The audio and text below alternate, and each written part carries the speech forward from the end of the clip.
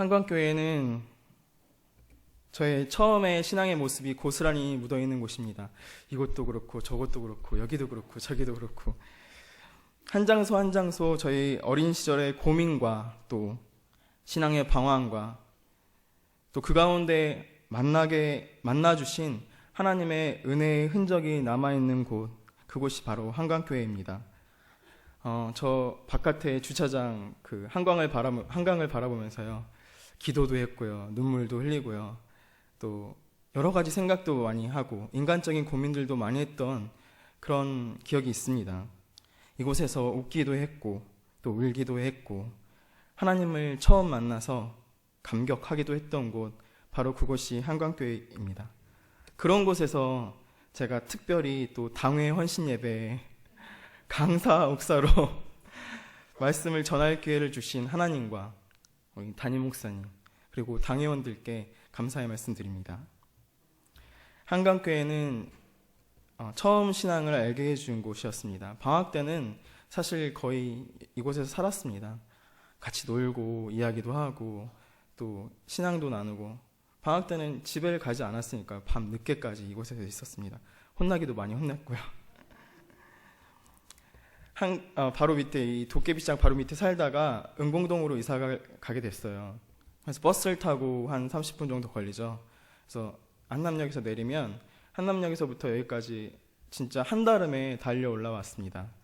그때 오늘도 그 기억을 한번 되뇌이고 싶어서 저희 아내하고 같이 왔는데, 아내가 힘들다고 택시 타고 가자고 그렇게 부탁을 했음에도 불구하고 춥다고 꼭 가야 된다고, 한번 가보고 싶다고, 제가 한남역에서부터 올라오던 그 길 따라서 한번 올라와 봤습니다. 인걸은 간 데 없는데 어찌나 그곳은 똑같던지, 네, 가던 길 그대로 쓰레기 쌓여있는 모습 그대로 그렇게 있는 것을 보았습니다. 지금 올라오면서 턱에 숨이 차서 막 이렇게 힘들게 올라왔었는데 그때는 그런 줄을 몰랐습니다. 교회 오는 곳이 너무 즐거웠거든요. 막 5분 만에 뛰어 올라오고 막 이곳이 좋아서, 한강교회가 좋아서, 사람들이 좋아서, 은혜가 좋아서 그렇게 달려왔던 그것이 생각납니다. 그곳에서, 그 좋아하는 교회에서 말씀을 처음 전하게 되었습니다. 처음 전하는 제목이 나를 본받으라입니다. 이 제목을 정해놓고 참 생각도 많이 했습니다. 하지만 저를 본받으라는 것이 아니죠. 왜냐하면 여기에 제가 서 있지만 사실 제가 여기 서서 있는 모습이 발가벗겨진 모습 같습니다. 저를 누구보다 다 잘 아시는 분들이 여기 계시고요, 저를 가르쳐 주셨던 선생님들, 또 저와 같이 뛰어놀았던 선배님들이 여기 계십니다. 제가 얼마나 나쁜 짓을 했는지도 다 알고 계시는 분들이 여기 계시고요. 다 알고 계십니다. 제가 얼마나 찔찔 코를 흘리면서 이렇게 좀 안 좋았던 모습을 보였는지 다 알고 계신 분들이 여기 있는데, 그분들이 저를 본받으시겠습니까? 아니죠. 오늘 제목은 바울이 옥중 서신을 통해서 빌립보 성도들에게 보내는 바울의 애끓는 마음, 그 내용이 담겨진 대목입니다. 왜, 무엇 때문에 바울이 나를 본받으라고 했는지 한번 저와 함께 나눠보도록 하겠습니다. 여러분 잘 아시지만 박지성, 황영조 같은 유명한 사람들은 우리나라에서도 이렇게 인정을 해줍니다. 그래서 박지성로, 황영조로 이렇게 길을 만들어주죠. 그랬던 것처럼 오늘 나오는 빌립보는 마게도냐의 첫 성이었고, 그리고 로마의 식민지였습니다. 빌립보는 여러분이 너무나 잘 아시는 알렉산더 대왕의 아버지 빌립 2세에 의해서 건립되었고요. 그래서 빌립보라 불리었습니다. 황제의 도시가 바로 빌립보예요. 그리고 옥타비아누스 황제라는 황제를 통해서 이곳에 로마의 주요한 주에만 주어지는 로마의 법을 누릴 수 있는 권리가 부여되었습니다. 그래서 빌립보는 식민지였지만 로마의 법을 누릴 수 있었고, 그래서 시민들이 자유롭게 자신의 재산을 소유하고 또 양도하고 또 매매할 수 있는 권리가 부여된 곳이 바로 빌립보였습니다. 동양과 서양을 잇는 관문, 중요한 지점, 그리고 근처에는 금광이 있었고 또 바다가 있었고 아주 비옥한 토지가 있었기 때문에 굉장히 중요한 곳이 이 바로 빌립보였습니다. 그래서 이곳에 사는 사람들은, 빌립보 성도들은 자부심이 대단했습니다. 비교적 풍요한 생활을 누렸고요. 빌립보 시민이요, 또 로마의 시민이라는 자부심이 대단했습니다. 지금으로 따지면 브랜드 가치가 있었던 곳이 바로 빌립보였습니다. 성남에서 제가 사역을 한 적이 있었는데요. 성남에서 하루는 버스 정류장에서 버스를 기다리는데 택시 운전사 아저씨와 한 분이 실갱이를 벌이시는 거예요. 그러면서 이제 승객이 택시기사 아저씨한테 굉장히 나쁜 말을 하고 내렸습니다. 그랬더니 그 아저씨가 분에 못 이겨서 내리셨어요. 내리시면서 이래봬도 나 분당 시민이야. 그리고 나 분당에 집 있어. 이렇게 말씀하시는 거예요. 그 분당에 계시는 그 택시기사 분도 자신의 살고 있는 곳을 아주 자랑스럽게 여기셨어요. 그런데 그 당시에는 이 빌립보 시민이라는 것은 정말 큰 혜택이 있는 곳이었습니다. 로마 시민의 권리가 보장되는 곳, 엄청난 곳이었습니다. 정말 살만한 곳, 이곳이 바로 빌립보였습니다. 그런데 그들이 가진 것이 많으므로, 또 누릴 것이 많으므로 그들이 변질되고 있는 거예요. 처음 신앙이 변질되고 있는 모습을 사도 바울이 오늘 이야기하고 있는 것이 이 본문의 배경입니다. 그러면서 사도 바울은 오늘 본문 17절에 이렇게 이야기를 하고 있습니다. 나를 본받으라, 이렇게 이야기하고 있습니다. 이제도 눈물을 흘리며 말하노니 여러 사람들이 그리스도의 십자가의 원수로 행하느니라. 애통해하면서 피를 토하듯이 사도 바울이 나를 본받으라, 이렇게 이야기하고 있습니다. 사람들이 잘못된 신앙의 모습을 보이면서 유혹에 빠져가는 것을 보고 사도 바울은 통탄해하면서 이 가슴을 치면서 심장을 치면서 나를 본받으라 이야기하고 있는 것입니다. 도대체 사도 바울이 본받으라고 하는 것은 무엇일까요? 첫째로 그것은 그리스도를 아는 지식이 가장 고상한 것임을 마음판에 새기는 것이었습니다. 빌립보서 3장 8절에 보면 내 주 그리스도 예수를 아는 지식이 가장 고상하기 때문이라. 내가 그를 위하여 모든 것을 잃어버리고 배설물로 여김은 그리스도를 얻고, 이렇게 이야기하고 있습니다. 사도 바울은 예수를 아는 것이 가장 고상한 것임을 알았습니다. 그래서 3장 5절에 보면 8일 만에 할례를 받고, 난지 8일 만에 할례를 받고, 이스라엘 족속이요 베냐민 지파요 히브리인 중에 히브리인이요 율법으로는 바리새인이요 열심으로는 교회를 핍박하고 흠이 없는 자라고 자신을 소개하고 있습니다. 그러나 무엇이든지 내게 유익하던 것을 내가 그리스도를 위해 다 해로 여길 뿐이니라, 이렇게 이야기하고 있습니다. 사도 바울은 자신을 나타낼 수 있는 그 모든 것들을 버려버렸습니다. 빌립보 이 교회 안에 넘쳐나고 있는 것이 있었습니다. 그것이 무엇이냐면 유대주의였습니다. 빌립보 이 시대에, 사도 바울 시대 빌립보에는 유대주의가 넘쳐나고 있지만 사실 우리가 살고 있는 지금 이 시대 가운데는 신유대주의가 넘쳐나고 있습니다. 한경교회는 물론 그렇지 않지만 목사들이 요즘에는 너무나 음란하고요, 목사들이 성폭행하고요, 장로들이 교회에 본이 되지 않고 교회를 망치는 세상이 되어버렸습니다.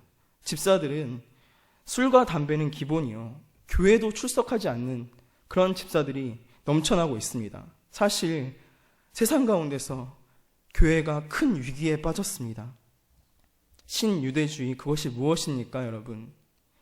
직분만 있으면, 교회에만 있으면 다 구원받는 줄 아는 그것이 바로 신유대주의가 아니겠습니까? 밖에 나가서 전도해보면 더 무서운 일이 벌어지고 있습니다. 밖에 나가서 한번 전도하고 있는데 사람들이 많이 모여있는 곳이 어디입니까? 복덕방, 거기 사람들이 많이 모여있습니다. 전주에는, 시골이기 때문에 아직도요. 거기서요, 할아버지들이 화투를 치고 계십니다. 거기서 복음을 전하면요, 눈치가 아주 많이 보입니다. 그래서 조심스럽게 다가가야 합니다. 그 중에서 조금 이렇게 괜찮으실 거, 마음이 끌려서 그분한테 복음을 전했어요. 예수님 믿으십니까? 예수님 믿으셔야 합니다. 복음을 전했어요. 그랬더니 그분이 아무 말도 하지 않고 이렇게 묵묵부답 계속 밑에만 쳐다보고 계시는 거예요. 그래서 계속 그분을 잡고 싶더라고요. 계속 그분에게 계속 귀찮게 했습니다. 그랬더니 나중에 그분이 하시는 말씀이 무엇인지 아십니까, 여러분? 아, 나 교회 장로요. 딱 그러시는 거예요. 깜짝 놀랐습니다. 거기에 다 화토를 치고 있고 담배 피고 있고 술 마시면서 화토를 치고 있는 곳에 장로님이 함께 복음 전하러 온 사람들이 복음을 전함에도 불구하고 쳐다보지도 않던 분이 그분이 장로님이라는 사실을 알고 깜짝 놀랐습니다, 여러분. 여러분, 목사직이, 장로직이, 권사직이, 집사직이 새로운 율법이 되어서 우리를 묶어버리고 있는 세상이 바로 지금 세상이 되어버렸습니다. 그거라도 붙잡고 그거라도 걸쳐놓고 있으면 구원받을 줄 알고 비굴하게 매달려 있는 거예요. 사도 바울은 오늘 그런 율법주의에 빠진 빌립보 교회를 보면서 눈물을 흘리고 있는 것입니다. 가슴을 치고 있는 것입니다. 여러분, 요즘 젊은이들은 학벌이 돈이 굉장히 중요한 세상이 되어버렸습니다. 여러분, 충격적인 사실인데요. 대학교에서 설문조사를 해보잖아요. 대학교에서 예수를 믿는 사람이 대학생 중에서 저 수많은 대학생들이 있는데 그 중에서 몇 퍼센트가 예수를 믿는 줄 아십니까? 3%가 되지 않는다고 합니다. 기독 인구가 대학생들 중에서 3%가 되지 않는 거예요. 그 일이 너무나 당연스럽게 느껴지는 것은 무엇인지 아십니까, 여러분? 제가 저 강남에서 사역을 할 때 중직자의 자녀들도 수련회를 보내지 않아요. 부장집사님, 제발 누구를 보내주십시오. 이렇게 얘기하면 안 돼요. 진도 따라갈 수가 없어요. 학원에서 진도를 따라갈 수가 없어요. 가야 합니다. 해도 보내주지 않습니다, 여러분. 강단에서요, 그런 내용을 가지고 진짜 복음을 제시하잖아요, 여러분. 그럼 뭐라고 하는지 아십니까? 뒤에서 저를 불러요.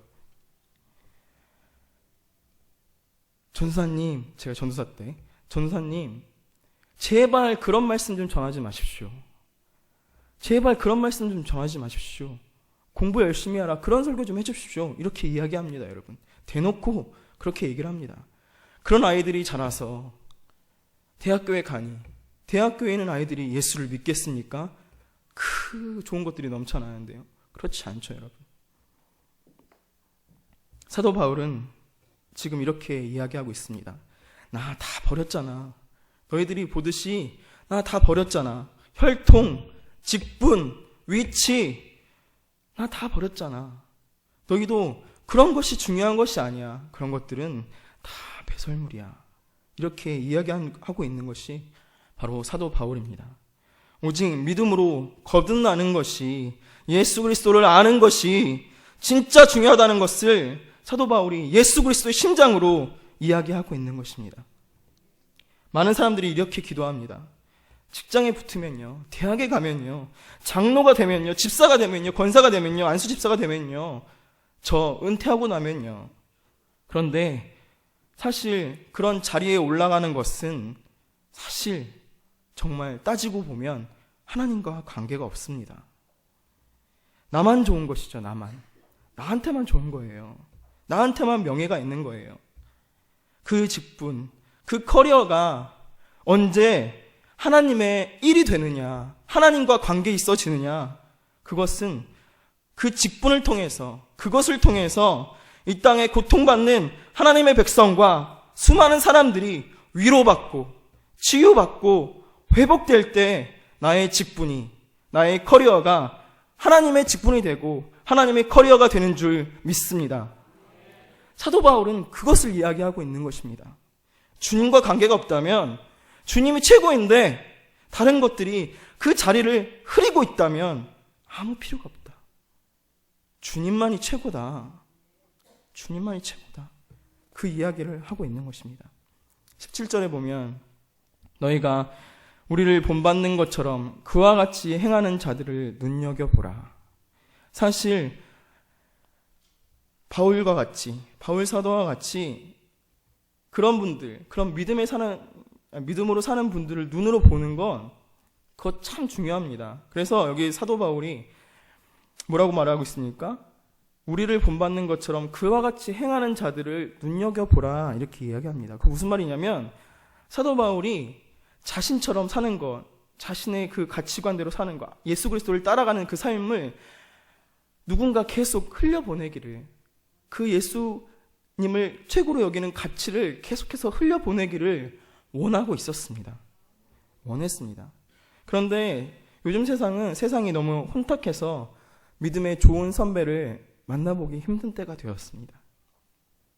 지금의 때에 이렇게 오직 주님만을 최고로 생각하는 사람들 참 만나보기 힘듭니다. 하지만 저는 복이 많아서 몇 분들을 만나보았어요. 저는 어린 시절을 이 한광교회에서 보냈고 또 이곳에서 참 좋은 신앙의 모습들을 만나보았습니다. 제가 여기서 주일학교를 시작했어요. 처음에는 부활절에 한번 나오고 크리스마스 때 한번 나오고 그러다가 선생님들이 좋은 선생님들 만나서 그래서 믿다 보니까 주님께서 성령 체험케 하시고 이곳에서 이제 목사가 되어서 말씀까지 전할 수 있는 기회를 주셨습니다. 진짜 모든 것을 배설물로 여길 줄 아는 분들, 그분들을 만나보았습니다. 여기에 지금 많은 장로님들이 앉아 계시지만 다 제가 일일이 호명할 수는 없습니다.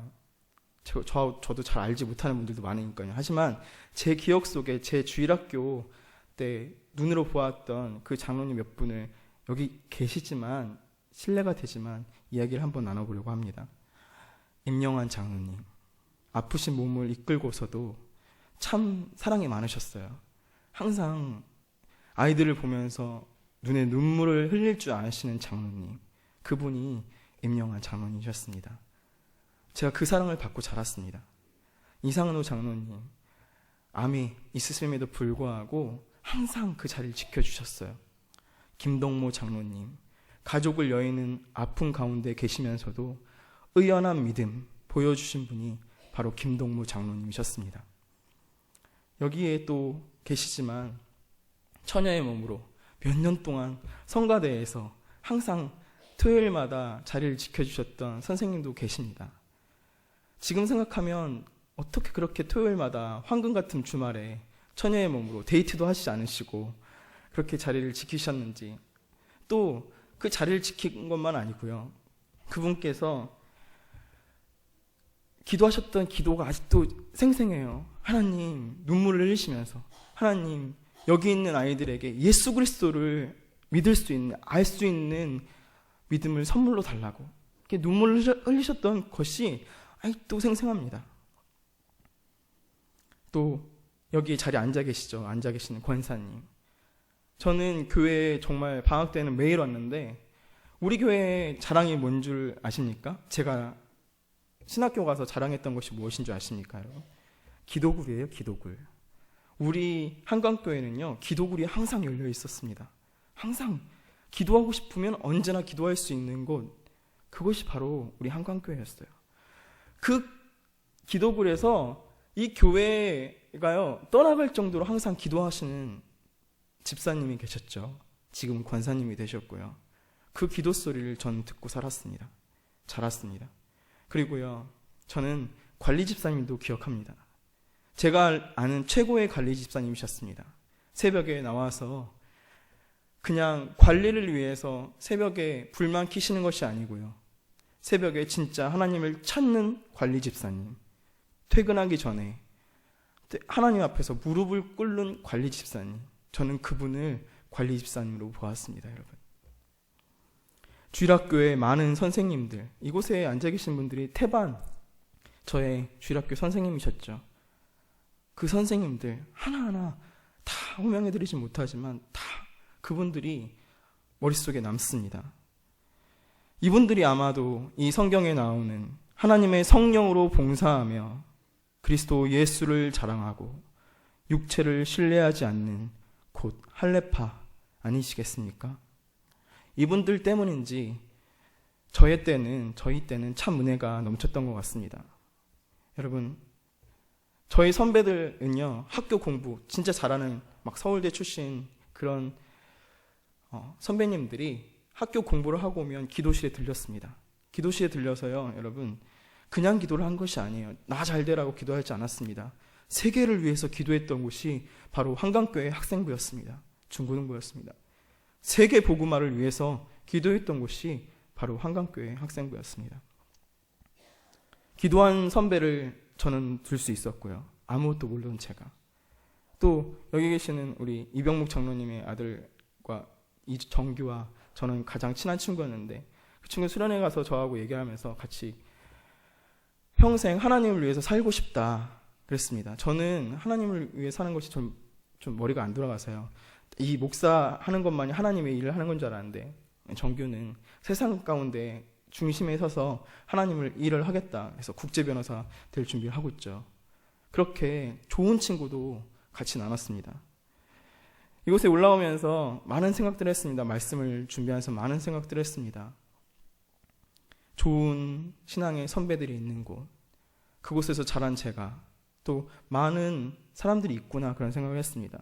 목회자가 저희 또래만 아까 열 몇 분 되신다고 말씀하셨는데, 저희 비슷한 때만 목사님께서 저와 같이 중고등부를 하신 분들이 목사님이 2분이 계시고요.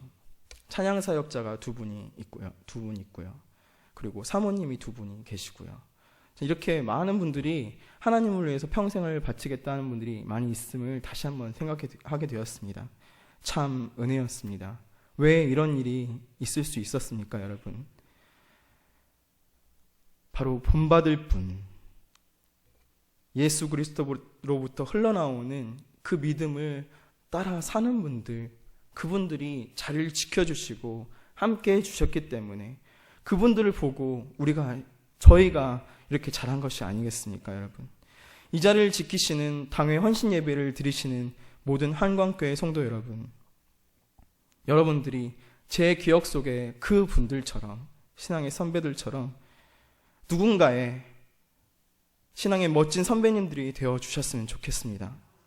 단지 직책이 아닌 진짜 주님과 상관 있는 분들, 예수를 아는 지식이 가장 고상한 것임을 아는 분들, 바로 여러분들이 되시길 원합니다.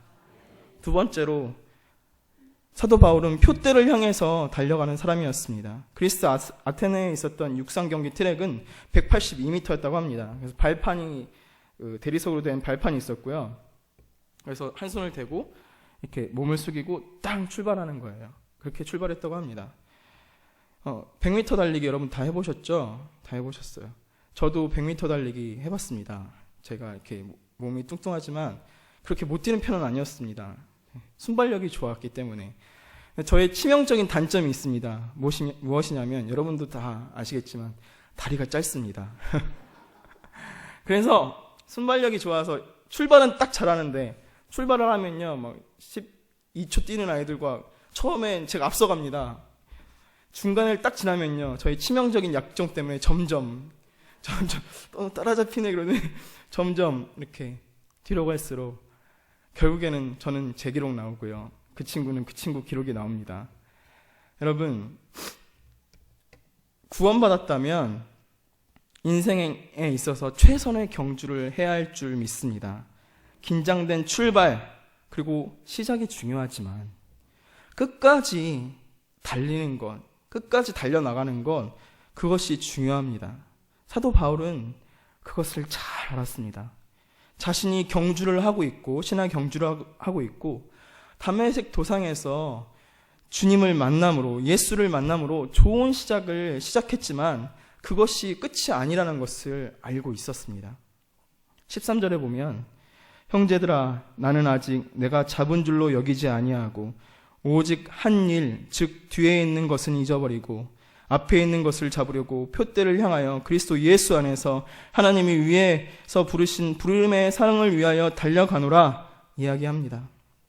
사도 바울은 교회를 몇 개나 개척하고 예수를 위하여 40에 하나 감암매를 5번이나 맞고, 강도를 만나고 돌을 맞고 3번이나 파선하고 일주야를 깊은 바다 가운데서 지냈던 사람이었습니다. 그럼에도 그가 무엇이라고 이야기합니까?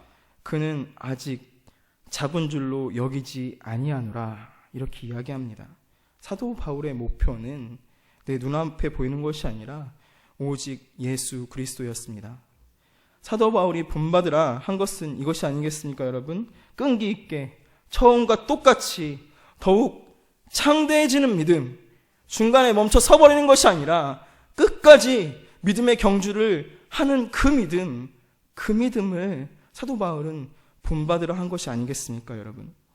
내가 예전에 이렇게 했다, 내가 전에 이렇게 했다 저렇게 했다, 그것이 중요한 것이 아니라 바로 오늘, 바로 지금 이 순간 예수를 위해서 살아가는 것, 내가 은혜를 체험하고 예수를 위해서 일하는 것, 한 발자국 한 발자국 주님을 위해서 경주를 이어가는 것, 그것을 본받으라 한 것이 바로 사도 바울이 본받으라 한 일갈인 줄 믿습니다. 얼마 전에 참 안타까운 일을 뉴스로 들었습니다. 한 목사님께서 수천억, 수백억을 횡령했다. 그것을 통해서 교회에 고발된 사건을 들었습니다. 그분은 전 세계의 셀 교회의 아버지로 불리우시는 분이고 또 우상같이 추앙받는 분입니다. 이분에 대해서 제가 말하는 것이 조심스럽지만 그래도 함께 나눠보도록 하겠습니다. 젊으셨을 때 그분이 복음 증거하는 해외에 나가서 복음 증거하는 것을 보면요, 입에서 불이 나갈 것 같았습니다. 영어로 말씀하시는데도요, 짧은 단어로 계속해서 이어가시는데도 어찌나 사람들이 아멘 아멘 하면서 은혜를 받고 성령 충만하게 집회를 인도하시는지 정말 놀라운 일이 있었습니다. 그런데 그분을 보면, 꼭 지금의 그분을 보면 제가 이렇게 말할 것은 아니지만 신앙의 경주를 쉬어버린 분 같다는 생각이 듭니다. 바로 그 사건이 터진 날 저는 유학을 준비하면서 섬기고 있는 노인 요양시설에서 예배를 드렸습니다. 거기서 노인 요양시설은 치매 노인들이 계세요. 거기서 예배를 드리면 노안 때문에 눈이 잘 보이지 않으세요. 찬양도 잘 못하십니다. 거기서 찬양을 하려고 찬송가를 피자고 얘기를 했어요. 할머니 한 분이 이렇게 쭈그리고 앉으셔서 찬송가를 막 뒤적뒤적 하십니다. 기다려주셨어요. 끝까지. 차 실실 때까지. 차 찾고 나서는 할머니께서 찬양도 잘 못하시는데 입을 뻥긋뻥긋 하십니다. 여러분, 찬송가도 잘 알지 못하면서 끝까지 찬송가를 찾으셔서 저는 그때 울컥했습니다. 하나님, 이 세대에 하나님께서 얼마나 슬프시겠습니까? 하나님께서 어떤 사람을 찾고 계시겠습니까? 한 말로 울컥했습니다. 여러분, 세상으로 볼 때는 그 목사님이 성공했을지는 모르겠습니다. 하지만 주님께서 보실 때는 미약하나마 그 할머니께서 경주를 완주하고 있다고 칭찬하시지 않을까 싶습니다. 요즘 세대는 요즘 세대는 나이가 들면 또 어느 정도 직분에 올라가면 신앙생활을 어느 정도 단계 하면 이제 모든 것을 쉬어버립니다. 어떤 사람들은 교회가 마음에 들지 않는다고 온갖 비판과 그런 것을 하면서 자신의 옛날에 은혜했던 모습까지 다 까먹는 모습이 바로 우리의 모습입니다. 그래서 뒤에서 딱 팔짱 끼고 앉아서 목사님 말씀 비판하고 그거 트위터에 올리고 페이스북에 올리고 하는 모습들도 너무 많이 보여집니다. 사단의 앞잡이가 된 모습도 보여집니다. 여러분, 하지만 하나님께서 원하시고 또 제가 원하는 것은 어떤 것이냐면, 제 소원은 죽기까지 하나님의 일 감당하다 눈 감는 것이 제 소원입니다. 여러분, 최춘선 할아버지 아십니까? 그 팔복의 주인공이셨던 최춘선 할아버지. 그 할아버지의 집이 어디셨는지 아십니까? 여기 순천향병원 뒤에 한남중앙교회 아시죠? 거기 뒤편이 최춘선 할아버지 댁이셨습니다. 저도 어렸을 때 중고등학교 때 할아버지를 저 한남역에서도 많이 배웠고요. 저도 그때는 욕했습니다. 할아버지 이상하다고.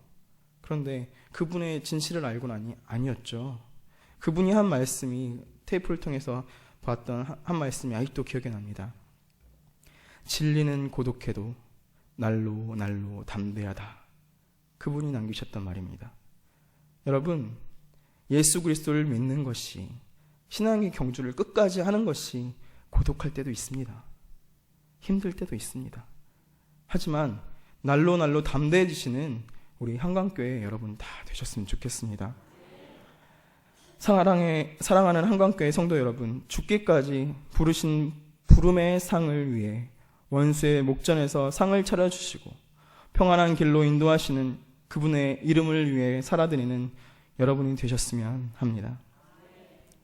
저하고 바라기는 저와 여러분이 전도지 한 장 들고 경주에 최선을 다하다가 전도지 한 장 들고 생을 마감하는 축복이 있기를 축원합니다. 마지막으로 사도 바울이 본받으라 한 것은 무엇이겠습니까, 여러분?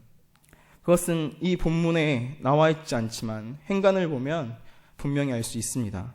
그것이 무엇이냐면 사랑이라고 생각합니다.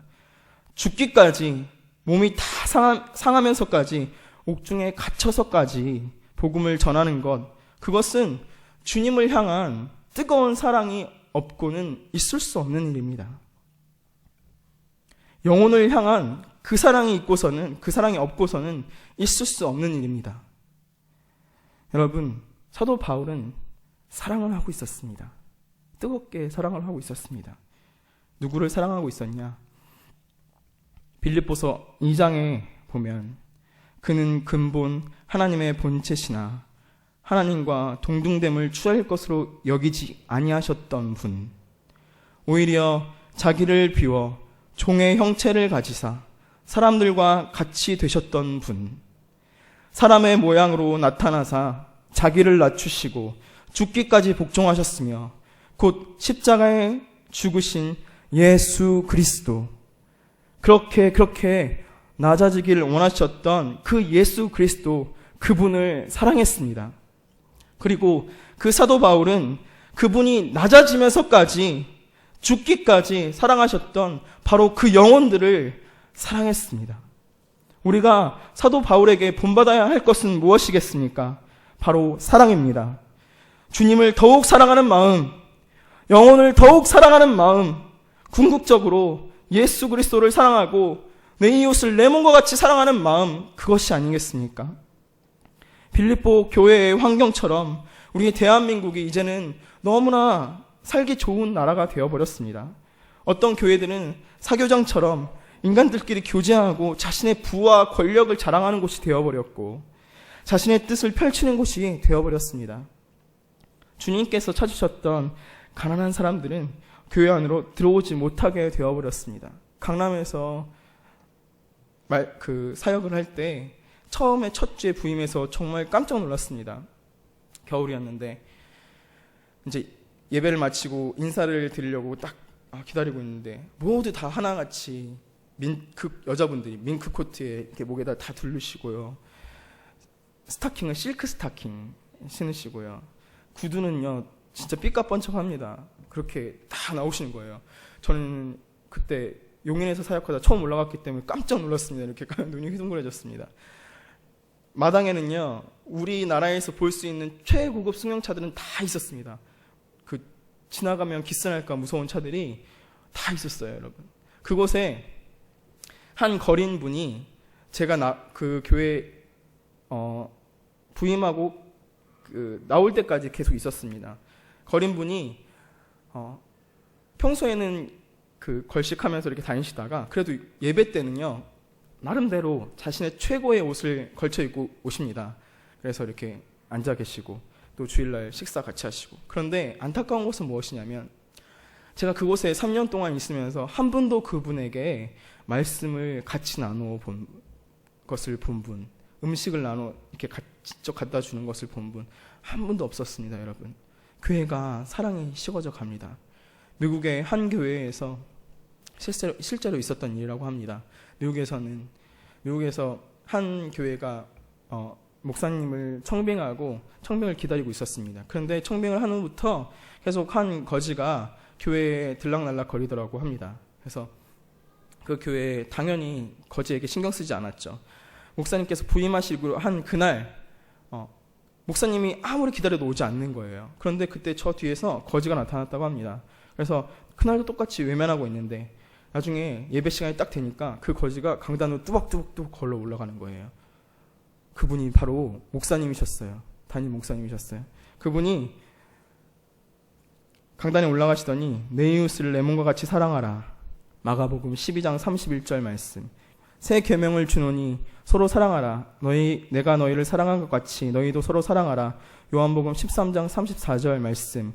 그 말씀을 읽고 사랑이 없어진 교회를 위해서 눈물로 기도하시고 강단에서 내려오셨다고 합니다, 여러분. 너무나 사랑할 것이 많아서 예수마저도 사랑하지 않는 이 시대, 영혼을 사랑하지 않는 이 시대, 예수님께서는 여전히 하나의 영혼들을 바라보시면서 사랑한다고 고백하고 계십니다. 아가서 5장 8절에 보면 예루살렘의 딸들아, 너희에게 내가 부탁한다. 너희가 내 사랑하는 자를 만나거든 내가 사랑함으로 병이 낫다고 하렵나. 이것이 주님의 마음입니다. 우리에게 부탁하시는 마음, 우리에게 고백하시는 마음, 내가 사랑함으로 병이 낫다고 하렵나. 사도 바울은 이 주님을 사랑했습니다. 영혼을 사랑하는 주님을 사랑했고, 그랬기 때문에 그도 영혼을 사랑할 수 있었습니다. 사랑하는 한강교회 성도 여러분, 이 헌신 예배를 드리시는 모든 성도 여러분, 여러분은 여러분의 은혜의 때를 기억하십니까? 그 가슴 설레이는 그 순간을 기억하십니까? 또한 주님을 사랑한다고 고백했던 그 순간을 기억하고 계십니까? 그 사랑의 순간이 매일이 되었으면 좋겠습니다. 어제가 아니라 바로 오늘이 되었으면 좋겠습니다. 어제의 사랑으로 울고먹는 것이 아니라 점점 더 깊어지는 사랑, 그 사랑이 되셨으면 좋겠습니다. 그리고 이제는 주님의 사랑을 받았으니 그것을 베풀 수 있는 영혼을 사랑하는 여러분이 되셨으면 좋겠습니다. 우리는 별과 같은, 달과 같은 존재가 되어야 합니다, 여러분. 별과 달은 저 밤하늘에서 반짝반짝 빛을 내죠. 그들이 스스로 빛을 냅니까? 아니죠. 태양빛을 받아서 복사 빛을 뿜어내는 것이죠. 우리도 주님께 사랑을 받지 않았습니까? 거저받는 사랑을 받지 않았습니까? 그럼 이 세상 가운데서 깜깜한 어둠 방 같은 이 깜깜한 세상 가운데서 여러분, 이 세상의 별과 이 세상의 달이 되어서 주님의 사랑을 복사해내는, 반사해내는 그런 이 세상의 별과 달과 같은 존재가 여러분이 되어주시기를 원합니다. 미국에 커쇼라는 야구 선수가 있습니다. 제가 메이저리그를 좋아하는데요. 이 사람이 크리스찬입니다. 요즘 이 사람 때문에 이슈가 참 많이 되었습니다. 이 사람은 어린 시절이 가난했고 햄버거 사 먹을 돈도 없었습니다. 그런데 이제는 좀 있으면 억만장자가 됩니다. 최소 2,100억 원의 연봉을 계약을 할 선수이고요. 그래서 엄청나게 이슈가 되고 있습니다. 그런데 이 돈 때문이 아니라 이 사람이 한 일 때문에 더욱더 이슈가 되고 있습니다. 빚시즌 기간 동안 이 사람은요, 잠비아에 가 있습니다. 잠비아에서 무엇을 하냐면 선교 봉사활동을 합니다. 이 사람이 스트라이크 아웃을 한번 시키면요, $500, 우리나라 돈은 한 52만 원 정도 되죠. 한 그 정도 됩니다. 그 돈이 적립이 됩니다. 이 사람이 한 말이 참 인상이 남습니다. 이 사람이 24살밖에 되지 않았어요. 뭐라고 말했냐면, 커쇼가 이렇게 말합니다. 사람들은 뭔가 잃은 뒤에 돌려주려고 한다. 그러나 봉사는 누구나 당장 시작할 수 있다. 이렇게 말합니다. 24살 청년이 이렇게 말한 거예요.